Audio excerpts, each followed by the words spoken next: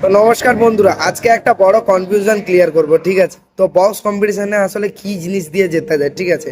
Box বেশি হলে, না পাওয়ার বেশি হলে, না টিউনিং মানে ভালো থাকলে জেতা যায়, ঠিক আছে?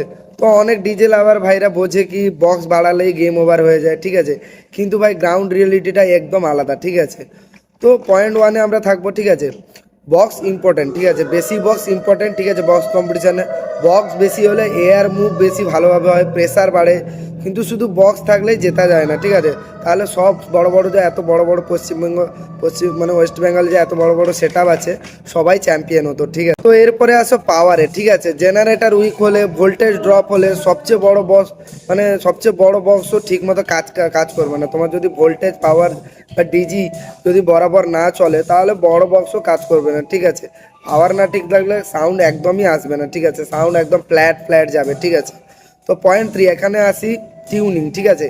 ফ্রিকোয়েন্সি কার্ড যদি তোমার ভুল হয়, মানে মানে মিসম্যাচ যদি হয় ফ্রিকোয়েন্সি, তাহলে একদম বক্স চলবে না, মানে টোটালি জিরো। এই জায়গাতে 90% কম্পিটিশান বড় বড় সেটআপও হেরে যায়, ঠিক আছে?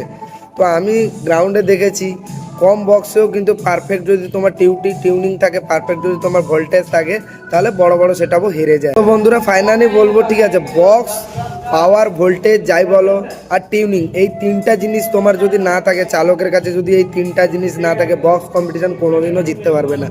ছোট ছোট সেটআপও তার পাওয়ার যদি ভালো থাকে, টিউনিং যদি ভালো থাকে, বক্স তো যদি ভালো থাকে, বড় বড় সেটআপকেও হারিয়ে দিবে, ঠিক আছে?